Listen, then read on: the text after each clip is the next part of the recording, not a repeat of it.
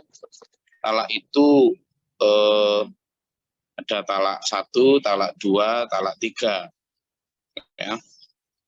Nah, talak 1 itu talak rojai atau talak yang bisa balian. Talak yang bisa balian talak 1. Lalu talak kalau kemudian setelah rujuk kemudian terjadi pertengkaran lagi, kemudian talak lagi, namanya talak kedua atau talak bain sugro. Masih bisa rujuk, tapi the last chance, artinya kesempatan terakhir.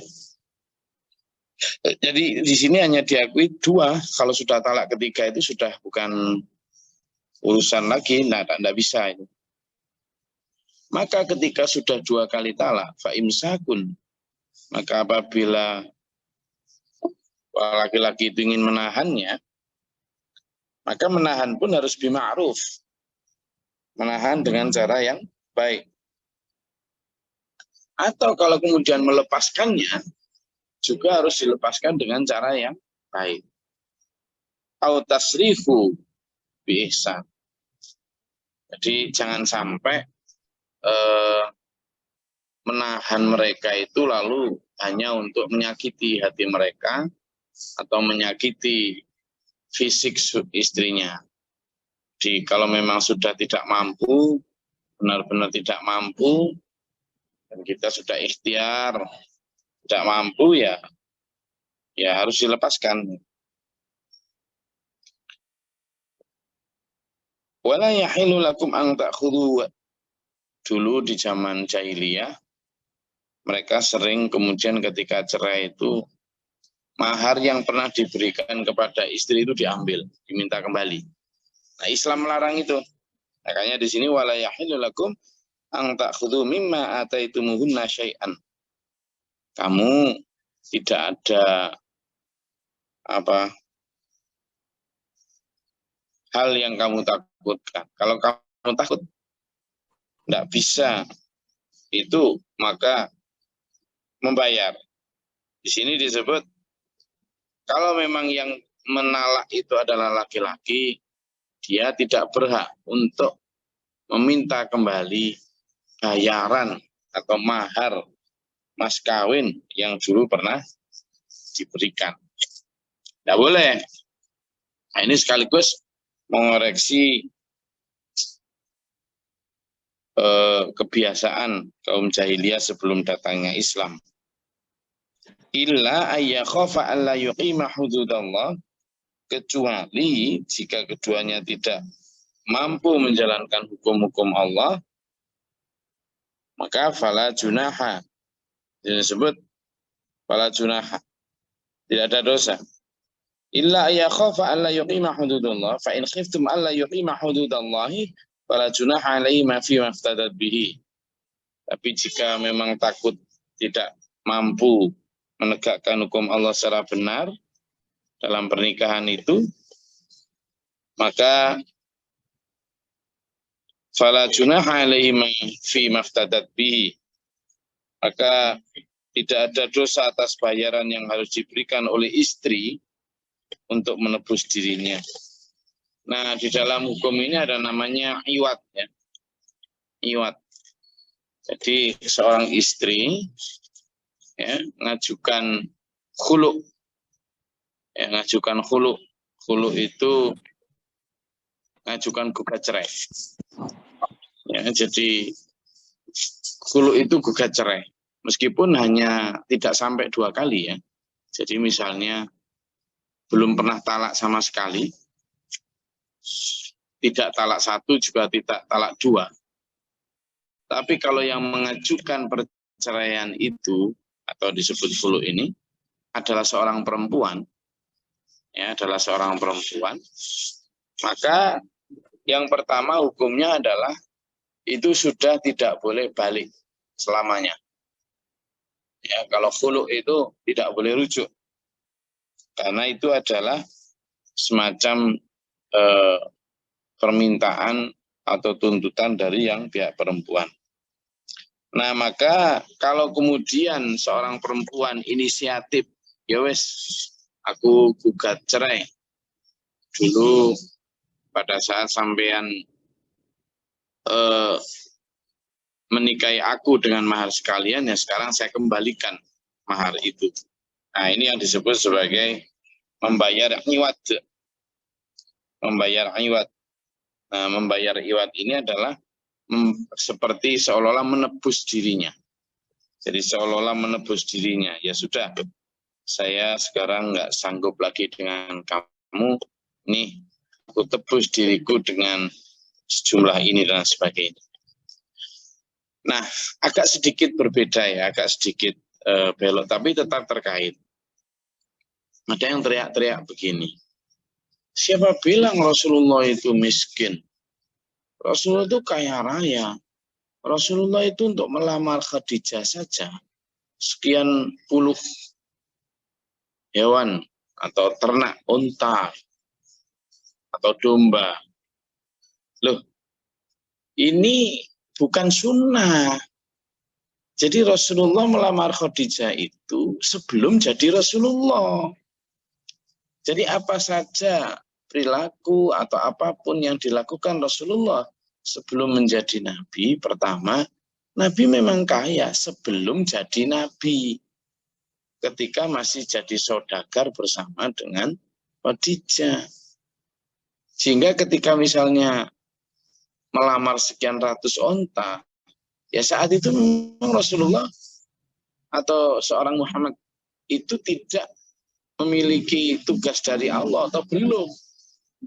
Maka apapun yang dilakukan, diucapkan, itu bukan menjadi sumber hukum.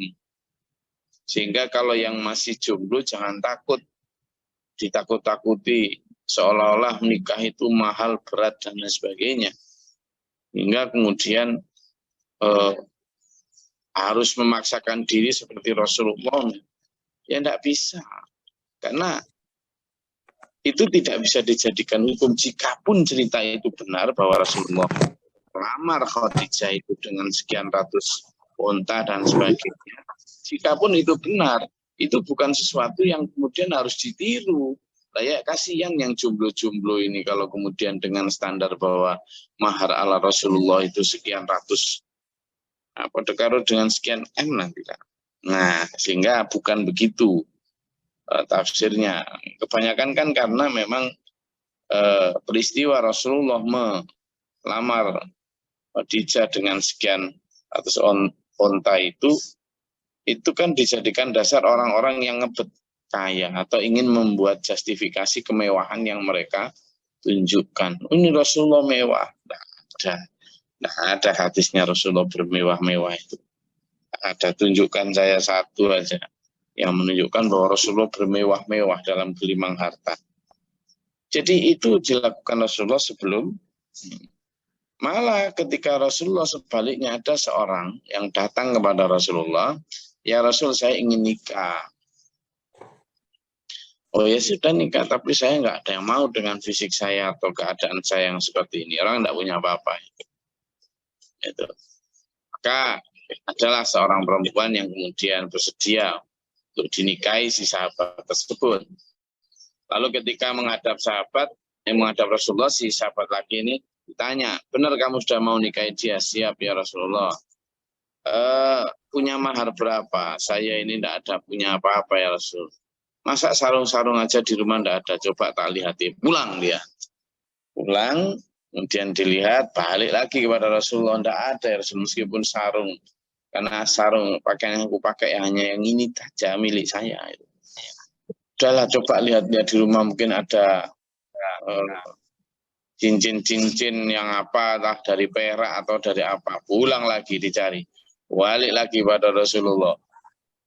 Bahkan cincin besi aja loh tidak ada ya Rasulullah. Ya Rasulullah sampai diceritakan dalam hadis itu tersenyum. Mungkin tersenyum kok ini orang sampai cincin besi aja enggak punya toh ya cek melarate gitu mungkin ya.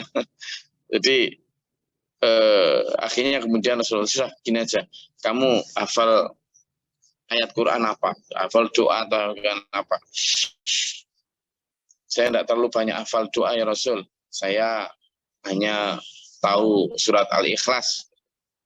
Nah ketika sudah begitu kemudian ya sudah, sekarang kamu bisa ngajarkan istrimu surat Al-Ikhlas. Maka kemudian itulah nanti yang akan jadi mahar kamu. Nah, ini menunjukkan bahwa sebenarnya pernikahan itu ya tetap harus sakral, kalau mampu ya dengan mahar yang pantas gitu kan. Tapi kalau tidak mampu, maka bahkan mengajarkan surat Al-Ikhlas pun itu sudah bisa menjadi mahar. Sehingga apa?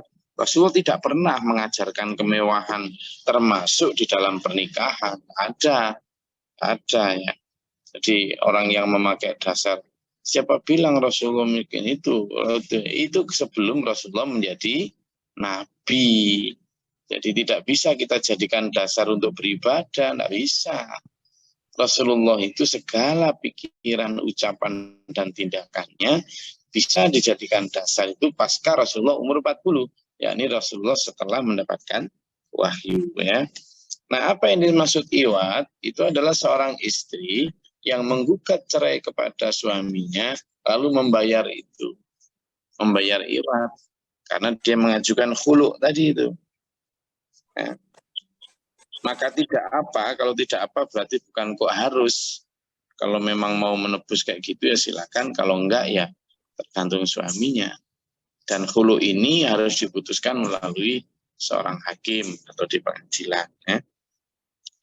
Tilka hududullahi fala ta'taduha.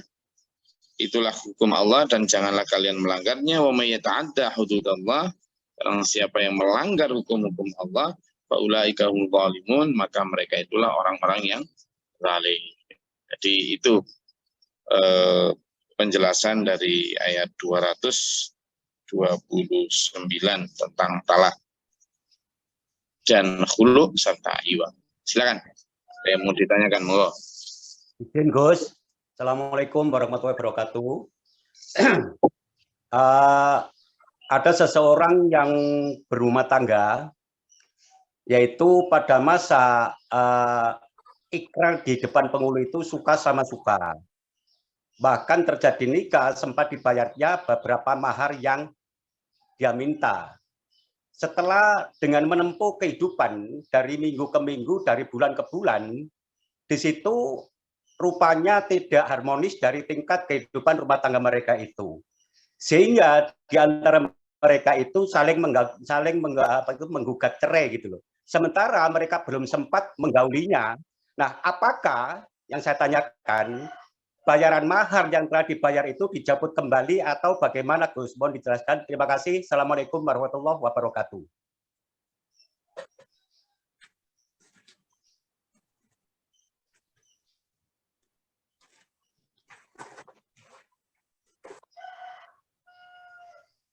Ya, sebenarnya memang mahar itu untuk menghalalkan seseorang ya dalam pernikahan itu.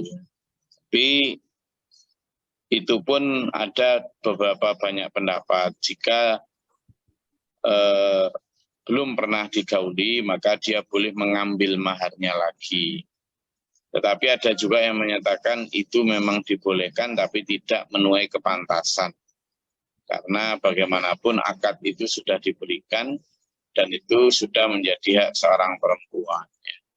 Tetapi toh demikian karena memang hukum ya hukum, jika seorang perempuan memang sudah saling khulu, apalagi itu saling ya, lakinya kepingin menceraikan, yang perempuan juga sudah mengajukan khulu untuk ingin diceraikan, ya itu maka keduanya kemudian diminta untuk lebih bijaksana. Jika memang suami ingin mengambil kembali, lalu istrinya juga khulu, dia harus membayar iwat, ya dikembalikan saja. Tapi kalau memang mereka punya pikiran lain, misalnya dengan apa yang sudah diberikan tidak mungkin dijilat lagi, ya sudah tidak apa-apa, itu menjadi hak yang perempuan. Oke, ada lagi? Matur suwun, Gus. Silakan. Siapa nih? Saya boleh? Ya, Bu Rukayah Malang, silakan. Saya, Gus. Oh ya, Bu, ya, silakan. Jadi khuluk ini bukan kewajiban untuk dikembalikan ya, itu harus atas persetujuan berdua atau harus dikembalikan atau harus diputus oleh hakim? Jadi hulu itu memang harus diputus oleh hakim. Kenapa? Karena bisa jadi perceraian itu sudah jauh sekian tahun dari pernikahan. Sehingga hulu itu apakah pertama membayar hulu itu harus wajib atas seorang istri, ataukah yang kedua, kalaupun wajib atau tetap harus membayar iwat, maka jumlah atau besaran iwatnya itu berapa, itu yang akan menentukan dan bisa adalah hakim. Karena selain penting harus dan tidaknya, itu yang tergantung dari alasan-alasan yang dikemukakan kenapa dia mengajukan hulu, dan itu didengar di pengadilan. Dan kalaupun besarannya juga begitu, yang menganalisis adalah hakim, karena pihak yang netral untuk melihat berapa. Karena kalau dulu misalnya 1 ekor sapi, sekarang kalau diuangkan ya berapa, kan harus berubah. Kalau dulu misalnya cuma 5 juta, sekarang bisa jadi sapi sudah sekitar 20 kan gitu. Sehingga keputusan itu harus berdasarkan keputusan hakim. Bukan sepihak gitu. Betul, jadi harus ada kesepakatan itu. Oke. Ada kasus juga di sini. Ya, banyak. Nah, silakan, Ya. ada lagi.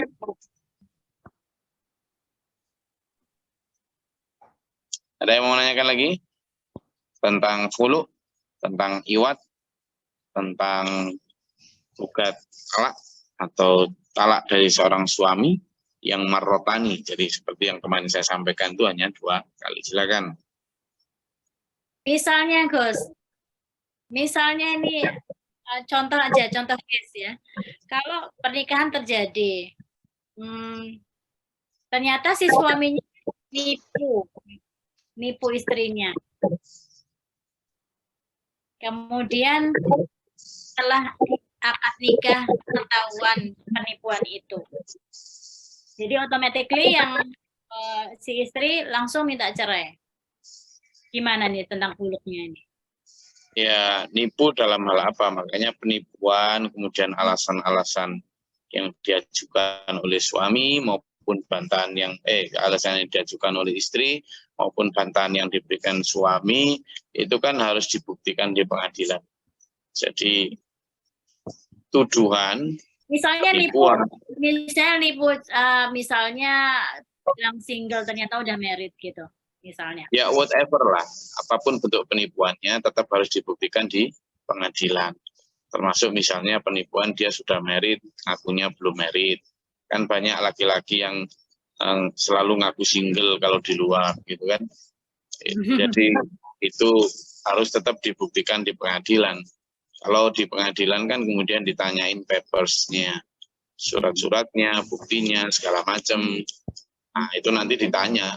Termasuk makanya kalau mau cepat cerainya itu ya satu itu, kalau mau cepat cerainya nggak usah bukti-bukti, sudah nggak cinta lagi, selesai sudah. Itu kalau sudah bilang nggak cinta lagi, biasanya di pengadilan itu cepat segera cerai biasanya. Maka kalau alasannya itu tentang nafkah lah, tentang apa, itu pembuktiannya panjang itu. Termasuk tentang penipuan dan sebagainya. Tapi sebenarnya di mata Allah itu, begitu seorang suami menjatuhkan talak, ya tanpa ke pengadilan pun, dia sudah tahu. Demikian pula kalau seorang istri sudah mengajukan, saya mau melepas diri dari kamu, minta cerai. Lalu kemudian seorang suami ya sudah, maka dia kalau seperti yang saya sampaikan kemarin, tidak ada alasan yang hak dari pengajuan gugat cerai tadi itu, hulu tadi itu, seorang istri tidak akan mencium bau surga. Kalau suaminya itu orang yang benar, orang yang melaksanakan agama, apalagi orang berjihad di jalan Allah, seorang istri tanpa ada angin, ada hujan, ajukan cerai, itu yang dimaksud tidak akan mencium bau surga. Tapi kalau memang ada juga kasus di masa Rasulullah yang seorang istri memang mengajukan gugat cerai karena sang suami ada dua alasan itu. Ada yang namanya suami mu'thir, suami yang memang sudah tidak bisa bertanggung jawab entah karena alasan apapun untuk mensejahterakan atau menafkahi istrinya, sehingga istri itu mengajukan itu. Dan oleh Rasulullah ya dikabulkan meskipun sebelumnya juga sudah diberikan saran-saran agar tetap dilanjut. Tetapi ya itu tadi ada koridor yang harus dilakukan. Ada lagi? Izin Gus. Ya kan? Nah, tentang keluarga istilahnya yang tidak harmonis Gus. Terus suatu saat bertengkar hanya matan talak ya sudah talak satu. Akhirnya nah sesuatu hal karena mungkin masih kasihan antara suami istri atau gimana balik lagi Gus. Tadi kan sudah talak satu Gus. Itu kan sudah kembali lagi. Terus suatu hari bertengkar lagi bilang talak lagi si suami. Itu apa yang talak pertama tadi berlaku apa enggak Gus? Terima kasih. Ya berlaku lah. Jadi talak satu, talak dua itu talak yang diucapkan. Talak satu pertama jelang diucapkan, ya sudah dia berlaku dihitung talak satu, rujuk lagi. Walaupun bertahun-tahun Gus. Ya sama, mau bertahun, mau 10 tahun ya tetap berlaku. Itu seumur hidup. Jadi selama panjang pernikahan itu, jika 2 kali, 3 kali, bukan kok kemudian 1 ke 2 itu harus hanya berjarak sejam, 2 jam, enggak gitu. Mau berjarak 20 tahun ya tetap dihitung talak 1 dan talak 2 gitu. Jadi itu enggak ada ketentuan jarak kalau udah deketan gitu, enggak. Ya kalau sudah pernah menjatuhkan talak ya sudah dihitung 1. Nah, kalau kemudian berantem lagi 30-40 tahun lagi ya dihitung 2 kalau kemudian talak lagi. Itu. Jadi misalnya ya, jadi tetap dihitung. Maaf Gus sekali lagi. Tentang kan di sekitar kita banyak juga saya dikasih apa itu orang curhat istilahnya Gus, teman-teman atau siapa. Alasan sudah ya seperti artis aja kayaknya. Tidak sayang, sudah tidak dicinta lagi karena begini begitu. Itu dipertahankan ya begitu terus selamanya. Apa gimana itu kalau menurut Gus? Ya karena manusia sekarang itu terlalu banyak pilihan. Manusia sekarang itu terlalu banyak pilihan. Yang kedua juga terlalu membebaskan dirinya pada pilihan-pilihan tersebut. Lalu yang ketiga juga cintanya orang sekarang itu cinta fisik ya. Bukan cinta yang garwo sigarane nyawa itu.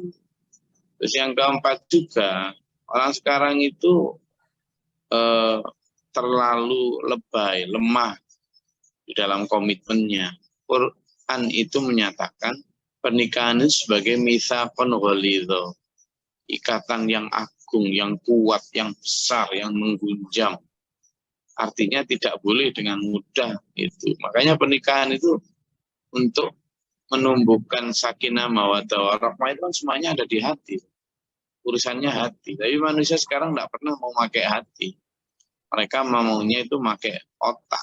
Padahal logika itu seringkali hitung-hitungannya adalah untung rugi, angka-angka. Kalau masalah hati sejak dulu, mbah-mbah kita dulu rata-rata langgeng ya karena mereka meminggirkan ego itu. Nah artis-artis sekarang kan ya hanya bicara materi. Nah, itulah salahnya orang sekarang kemudian meniru artis-artis itu. Makanya jangan tiru. Matur nuwun, Gus. Ya.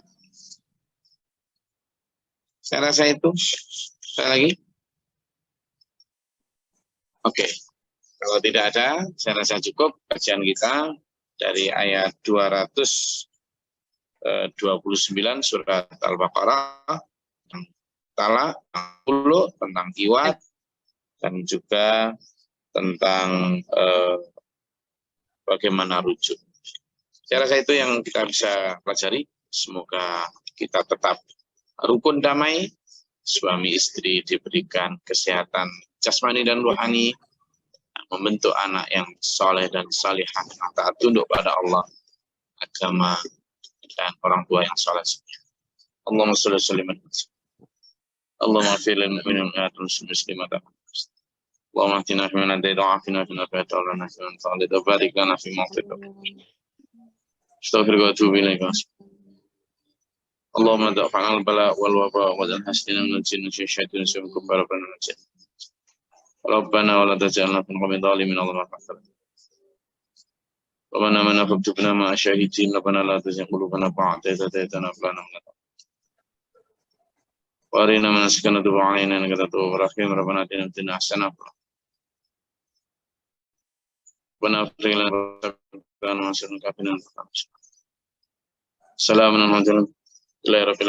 Assalamualaikum warahmatullahi wabarakatuh. Waalaikumsalam warahmatullahi wabarakatuh.